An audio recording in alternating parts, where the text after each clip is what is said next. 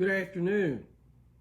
I was remembering something yesterday as I was at my barber getting my hair cut and telling him how back in the 1960s, the later 60s, at least for that period in my life, how the Beatles and other people like that were influencing younger people to wear their hair longer.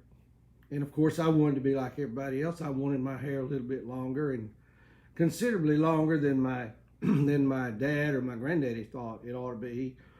And I remember having this conversation with my granddaddy, my dad's dad, Granddaddy Leonard, and something came into the conversation about bangs. And Granddaddy said, said, bangs, said, girls wear bangs. And of course, I didn't say anything negative to my granddaddy. And he and I disagreed on things at other times, and I would disagree with my own father at times. But just because we disagree with an older adult does not give us the right to be disrespectful. I've been seeing a lot of disrespect in our culture, and I can expect some of that from people who are not Bible trained. I've even seen disrespect from younger people in the church toward older people, sometimes younger preachers toward older preachers. They're disrespectful, a little bit arrogant. In Leviticus chapter 19 and verse 32, the record says, "You shall rise up before the gray-headed and honor the aged, and you shall revere your God. I am the Lord." I find it interesting that, number one, the Bible says as the children of Israel were instructed, to rise up before an aged person, that is, show respect. And I believe it literally meant if they came into your presence, you stood up and you show honor to that person.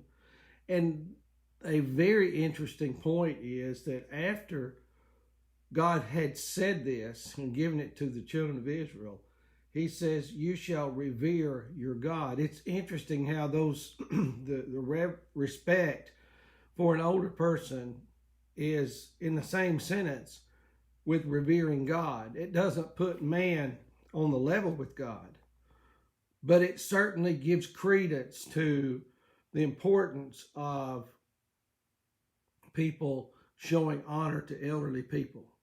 And while I didn't always agree with my granddaddy, I didn't agree with him on the point about the hair, but I didn't argue with him, and I didn't act ugly or uppity, to use an old-fashioned word.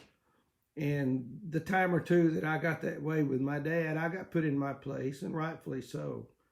Kind of changing this idea a little bit, but same vein of thought. In 1 Timothy 5, where Paul is instructing Christians through Timothy, the evangelist, on how to interact with older people. In 1 Timothy 5:1, the record says, "Do not sharply rebuke an older man, but rather appeal to him as a father, to the younger men as brothers, the older women as mothers, and the younger women as sisters, in all purity."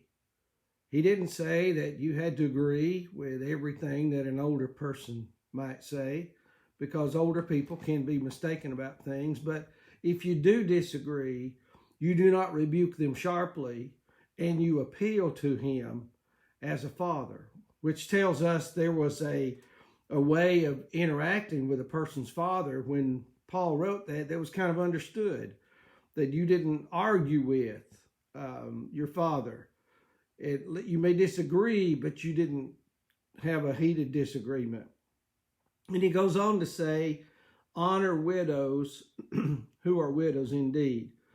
But if any widow has children or grandchildren, they must first learn to practice piety in regard to their own family, and to make some return to their parents, for this is acceptable in the sight of God." Our parents, grandparents will age. People are living longer now with medical help and other all this medicine people are taking, I understand, but people are living longer.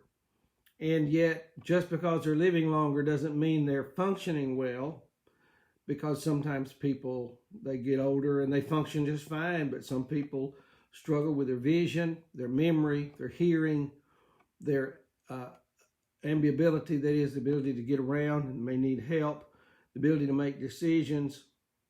And we must, as children, learn to take care of our parents when they get older. It's a responsibility. I did not want to put either of my parents in nursing homes. Neither one of them ever wanted to go. And sometimes that we understand medically that becomes a necessity. And doing that under certain conditions is not falling down our responsibility. But we do have the responsibility to take care of them and help them. And I want to I had this on my mind, how I can't help what other people do, but if we are children of God, we have a responsibility to be respectful to the elderly, treat them with respect, listen to them. If they come to the point that they need help and they're our parents or grandparents, we have an obligation to try and take care of them. And as Paul explained it, it's kind of paying them back for what they've done for us. I mean, after all, our parents did a lot for us. And I had this on my mind, and I hope that what I said today has been helpful.